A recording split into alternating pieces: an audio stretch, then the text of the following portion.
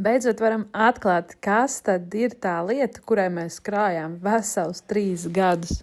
Šodien mēs bijām pakaļ mūsu jaunajam kublam. Kublu izvēlējāmies iegādāties pie Wood Furniture. Izvēlējāmies klasisku kubu, bet stikla šķiedras iekša ir ar tādiem mirdzumiņiem, kas saucās pērle. Mēs izvēlējāmies kublu ar krāsniņu ārpusē, lai kublā būtu vairāk vietas. Tāpat izvēlējāmies arī iebūvētu hidromasāžu un apgaismojumu. Mums bija nepieciešams arī kubla vāks, lai varētu uzturēt siltumu, kā arī klāt izvēlējāmies trepītes.